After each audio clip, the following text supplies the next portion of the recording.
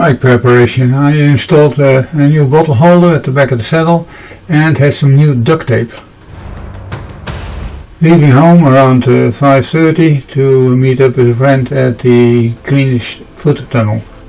This is the Orpington High Street, also known as Green Street Green. Now approaching the Orpington train station, and there is always a friendly car driver who gives you the advantage.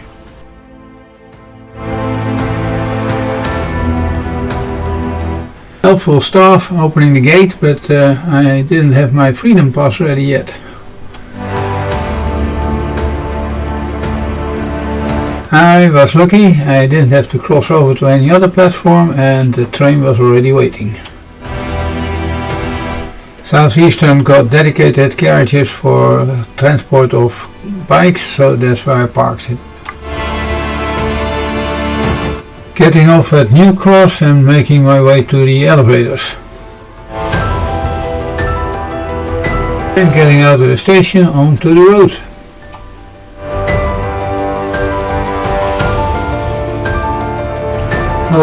Small local market, just finishing up. New Cross is in the borough of Lewisham, just outside the borough of Greenwich.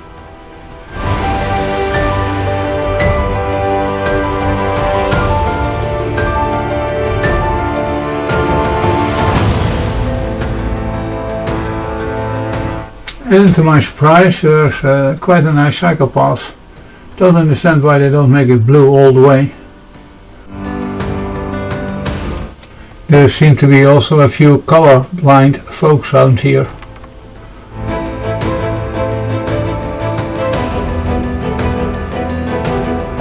And then we had the Thames River, always a nice ride.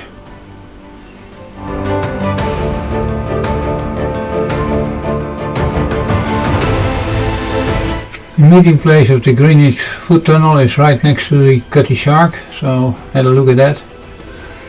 It's quite an interesting boat, most of it is new actually because it was burned down during the restoration, a bit like the Notre Dame.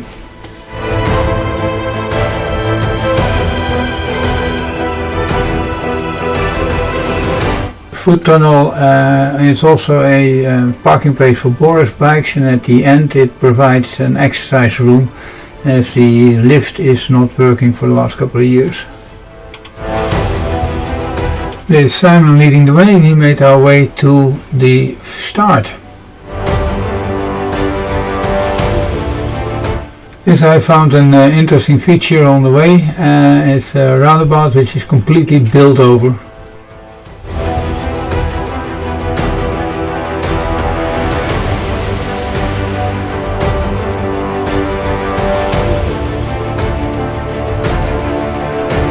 And then at last we arrived at the pub on the park, the Starking place. Very busy with lots of cyclists obviously. Very lively atmosphere, music, very positive.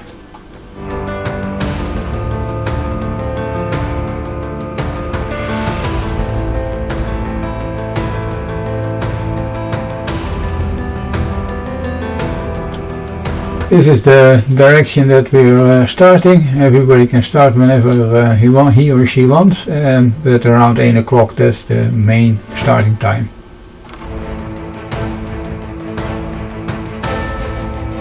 And at about 8:20 or thereabouts we started.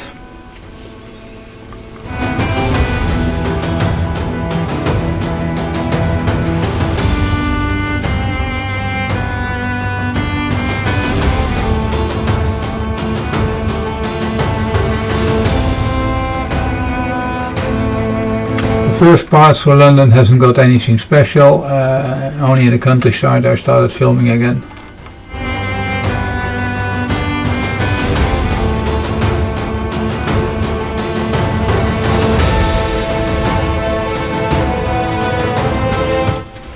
We were treated to a beautiful sunset, very orangey. Unfortunately it doesn't really come out on the video.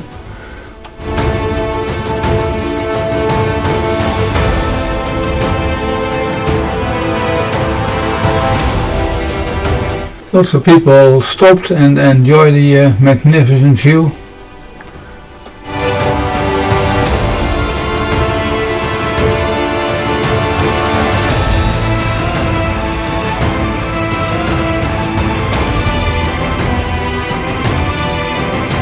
And then the first stop, the White Hart Inn. For us, time to put the arm warmers on. It was a very nice atmosphere here, and also on the route to here, various people along the roadside were cheering us on. Very, very enjoyable.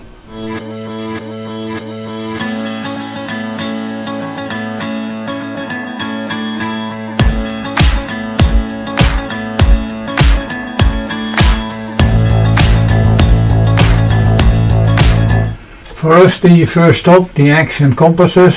Simon chose this one as it gives out free French fries.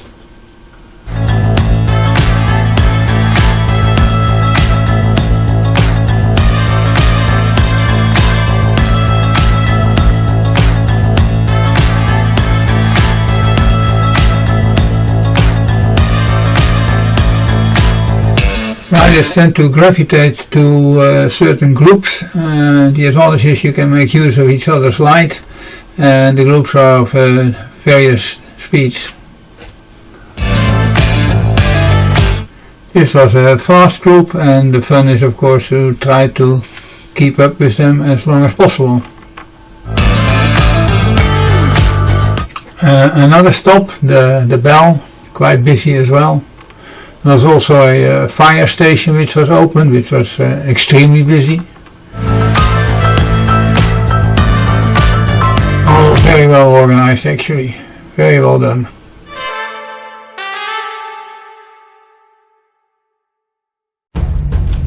Our second stop, the White Horse. We had a nice burger here, and Simon changed the front pads as the old ones were rubbing. It was a very nice burger, by the way.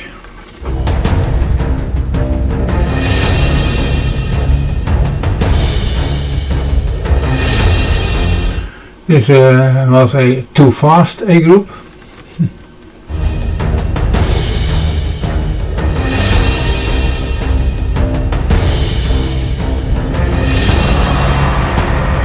Our third and last stop, an excellent espresso at the shores of a lake.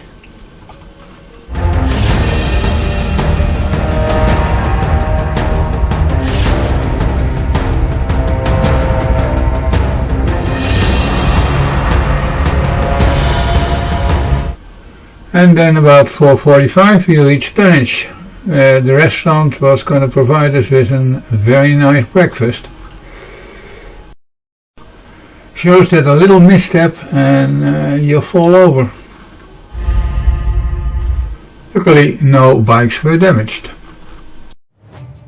Similar to do in Rome what the Romans do, a full English breakfast.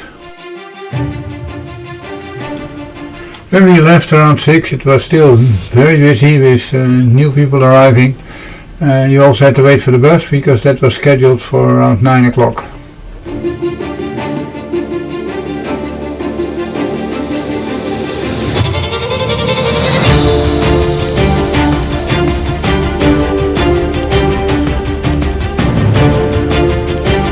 A bit of history on the way back.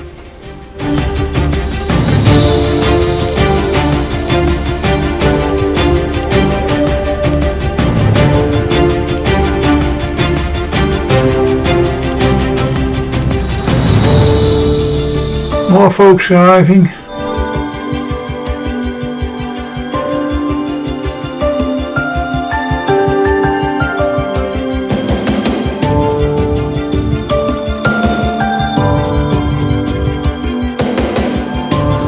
Lovely English countryside, which for obvious reasons we didn't see on the way out. A lot of wheat grows here.